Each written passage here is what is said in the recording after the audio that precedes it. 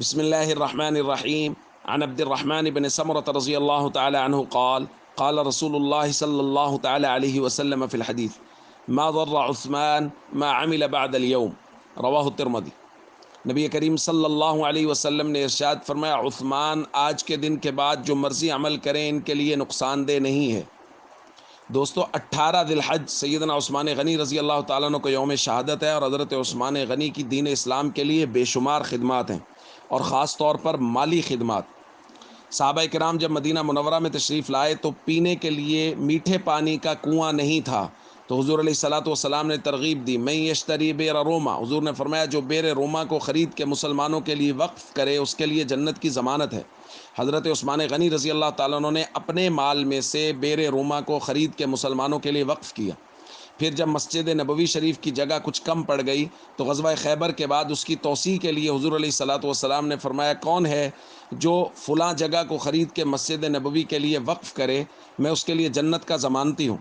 حضرت عثمان غنی رضی اللہ تعالیٰ عنہ نے مسجد نبوی شریف کے لیے جگہ خرید کر وقف کی۔ پھر اس کے بعد آیا غزوہ تبوک، بہت اہم غزوہ کہ اس کے اندر موسم اور حالات کے اعتبار سے بے حد سختی تھی، اس لیے حدیث میں اس کو جیش العسرہ کہا جاتا ہے۔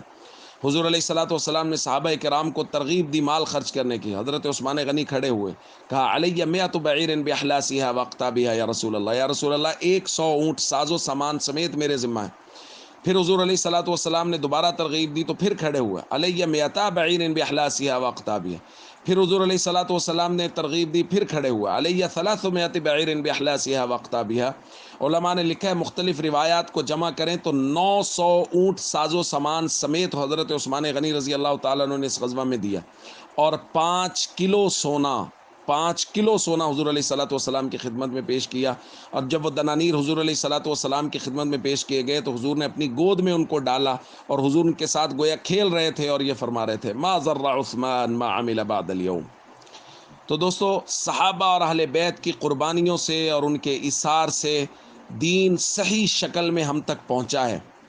اب آج کے دور میں اگر کوئی شخص صحابہ یا اہل بیت میں سے کسی بھی فرد کے خلاف کوئی بات اپنی زبان سے نکالتا ہے، اپنے بغض کا اظہار کرتا ہے، تو یاد رکھیے وہ صحابہ سے نہیں، وہ اللہ کے نبی سے بغض رکھتا ہے، کیونکہ حضور کا فرمان ہے وَمَنْ أَبْغَضَهُمْ فَبِبُغْضِي أَبْغَضَهُمْ، جو صحابہ سے بغض رکھتا ہے وہ دراصل میں محمد کریم سے بغض رکھتا ہے، اور میرے بغض کی وجہ سے صحابہ سے بغض رکھتا ہے۔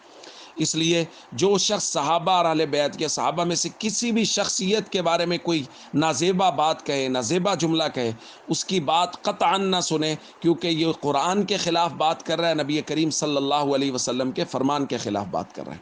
السلام علیکم ورحمۃ اللہ وبرکاتہ۔